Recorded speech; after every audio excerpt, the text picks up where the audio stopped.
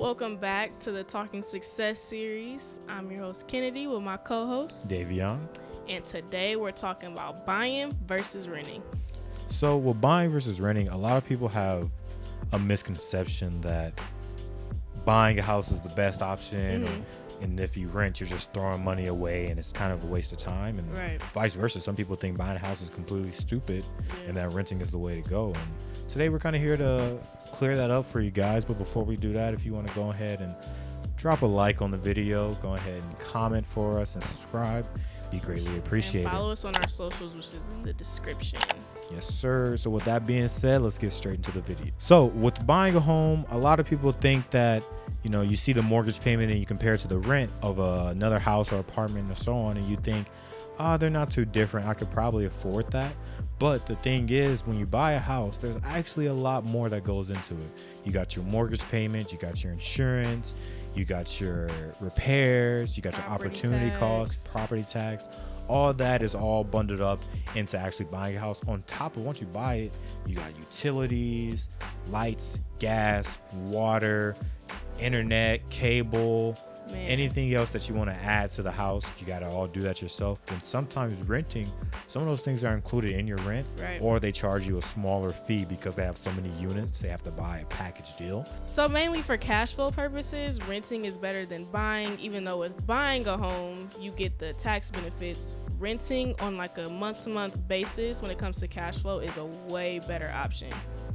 Also, with renting, you don't have to worry about staying in that one place. You can pick up and go as much as you please and as much as you choose. So all around, renting, if you're on like a month-to-month basis when it comes to cash flow, is the better option. Provides a lot more flexibility and just livability. You can just get up and move, like you were saying. You don't have to stay in one place. Typically with home buyers, you want to stay there for a long term, or you'll lose money on that house because you can't just sell after 2 years unless the equity in the house is built and the property value consistently goes up with those 2 years. So you got to be a little more careful. And then with the money you save, you can use that money, you can invest it, you can place it elsewhere, you can travel, you can do more with it. You have more money left over at the end of the month. That is very much true. But in terms of net costs, the lease is actually going to cost you more over a 7-year period. So what you want to do when buying a house is realize the tax benefits, paying down your loan early, or not early, but paying down your loan over time, and also appreciation value. So what are the pros of renting? First of all, this is all assuming that the market goes up in 7 years. You'll also come out ahead if you can make more than 12% on your down payment. You'll also come out ahead in renting versus buying if you plan on living in the home for 1 to 3 years. So in general, it takes a lot of averages and assumptions to really decide which is the better one for you. The biggest downside I see with buying is that it ties up capital that could be generating higher returns if it's invested into something like a business.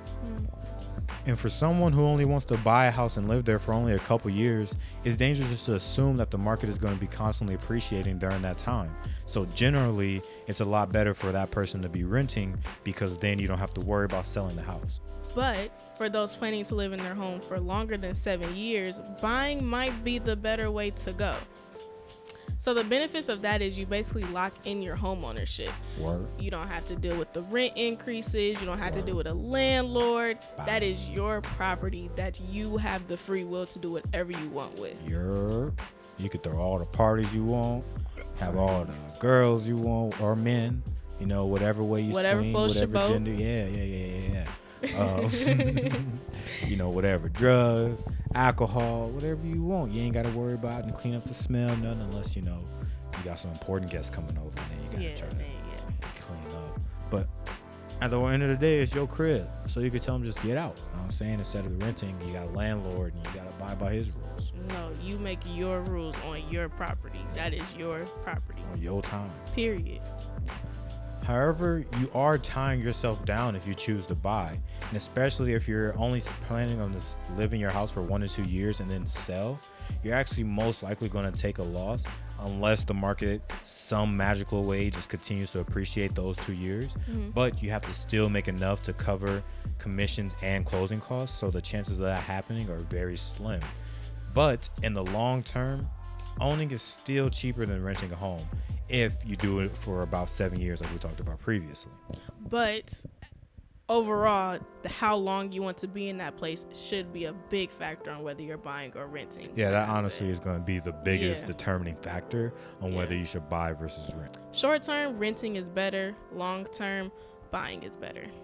But at the end of the day, it's all up to you and what you decide to do. We just want to give you a couple guidelines to tell you, like, hey, if you do want to buy a house, just make sure you live in that crib a couple of years so you get the most amount of benefit and equity out of that house. But if you just kind of going place to place, you get around town a lot, not in an offensive type of way. You go ahead and rent. It's going to save you a little bit more money over that couple years, and you have a lot more flexibility with that type of thing. And don't let others around you determine what's best for you financially. If you see this person getting a house, but that's not something you want to do, you see this person owning this and that, and that's not something you want to do and that doesn't fit you, go what works best for you. Exactly. Me personally, I plan on renting. Oh, I definitely plan on buying. So it happens. Yeah, you always got two sides of the coin, so you want to make sure that you just do whatever works perfectly for you and your financial situation. Block out all that other nonsense unless it's just constructive criticism and people advising you like, hey, if you do plan on living here for a long time, you're probably going to lose money because that rent, that lease is going to accumulate more than what your loan would be over that amount of time. All of this information that we did get, though, we got from Google, from personal experience, and from our knowledge. We are not, professional. We're not financial advisors. We're not financial advisors. I'm not a realtor just yet. So this isn't coming from any work experience. It's just coming from real world experience. We're trying to put y'all on to what we didn't know and help others that don't know about anything. Exactly. Just to make sure that our whole goal of the Talking Success series is to help people build that wealth and success and continue to build that generational wealth. So then you can educate your kids and then they can educate their kids and it can go down the grapevine to where we ain't got to worry about no struggling in the black community no more. I don't want to hear about nobody eating cinnamon toast unless you just want a good snack. Because honestly, it's cinnamon toast is fire. It is pretty flame snack. It's fire. But if you're going to eat cinnamon toast, get the cereal, dog. Nah, it hit different. They hit different. It did. Nah. Not if you put the milk ratio right, because then you still get that crunch. True. With the and it's professionally made. True. It'd be hidden on a different. But the butter on the toast. You can't get that with the cereal. It's a little different. Yeah. But I don't want to hear nobody eating ramen noodle hot dogs or none of that. You eating the hot Cheeto pickles. You know how people be stuffing the hot Cheeto in the pickles? I want to try that. Is that bad? Not even on those struggle stuff. Like, I want to try it. I don't think it's bad. I just think for health reasons, it's bad. Oh, for sure. For sure. I also want to try the cotton candy covered pickle. Yeah. And I don't even like cotton candy. Yeah, you definitely trying to, just tank your health. For the one time. Might go into a coma. I was about to say that one time might be the one time. That might be my 13th reason, but. Oh, wow. That shit was wild. Just like you wilding right now. But with that being said, we appreciate you guys for watching. If you like what we said, go ahead and, like, comment, and subscribe. We appreciate anything. It always helps. Help us help you. Literally. That's all we ask for. We want whoever see this video to know who you are, too. I feel like the announcers for the little poor people commercials. In the arms of, for just one like a day. Wait, sing the song. I'll do. In the arms for just 7 cents a day, you can help one of these starving children get a meal for the day. They are homeless, hungry. No, you're supposed to incorporate it as to why they should like the video. See, I got it. Go ahead. Okay. In your Hi, this is Davion with the Obsessed with Success podcast, and for one like a day, you can help these two struggling college students grow their YouTube channel. It's really tough out here in these streets. Student loans increasing, struggle sandwiches getting even tastier. For just one like a day, you can feed these two hungry kids. Please help me. I think we did good. When you listen to the lyrics I just made up.